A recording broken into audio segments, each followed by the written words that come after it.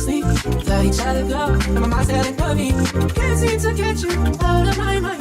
Can't seem to remember what it's like to feel fine. Yo les fanatiques, c'est Drowz. Donc aujourd'hui on se retrouve pour l'épisode 1 de ma petite série sur la création de mon manga. Donc je vais vous faire quelques épisodes qui présenteront les étapes que j'ai effectuées pour pouvoir venir à bout de mon manga. Donc dans cet épisode on va commencer par le scénario. On va voir comment j'ai trouvé mon scénario, sans spoil trop parce que quand même voilà quoi. Donc pour trouver mon scénario j'ai d'abord choisi un style shonen. Parce que c'est plus basique, comme c'est la première fois que je fais un manga, j'ai trouvé que c'était un choix plutôt judicieux. Donc ça va pas être quelque chose de ouf non plus, hein. Ça va être vraiment un shonen, rien de plus basique. Après je me suis demandé ce que j'aimais. Donc un thème, je sais pas. Donc j'ai choisi les dragons, parce que ça m'a toujours fasciné. Et je sais pas pourquoi, j'ai toujours kiffé les dragons. C'est stylé.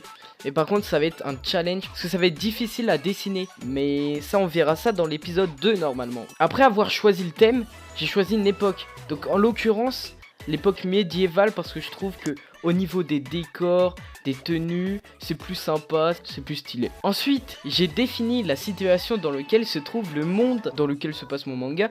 Donc, s'il est en guerre ou si c'est paisible. Donc un pays en guerre, après je spoil pas, guerre quoi contre quoi, vous verrez dans l'avancement. Une fois que j'avais tous mes éléments pour pouvoir commencer à écrire une histoire, j'ai tracé une ligne et au début de cette ligne, j'ai placé un point qui sera le début de mon histoire. Donc le synopsis, l'histoire de mon héros, où ça commence, etc. Donc l'état initial. Et à la fin de cette ligne, j'ai mis l'objectif, la conclusion, qu'est-ce qui va se passer à la fin. L'objectif du héros, ce qu'il doit accomplir. Par exemple, Luffy, il veut devenir le roi des pirates. Naruto, il veut devenir Hokage. Et Izuku, il veut devenir le symbole de la paix, tu vois, par exemple. Donc moi, j'ai déjà choisi ma fin.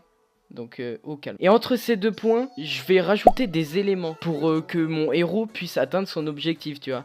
Donc par exemple une rencontre, une formation, etc. Si tu vois ce que je veux dire. Par contre, il faut pas oublier que ça doit être cohérent. Donc faut pas sortir un truc gros quand même quoi. Donc faut rester dans le cohérent, faut que ça suive la timeline. Donc pour le scénario on est ok. Je vous laisse, je vais continuer de mon côté, on se retrouvera pour la prochaine fois, pour la partie 2 qui sera la création des personnages. Sur ce... Osamatsu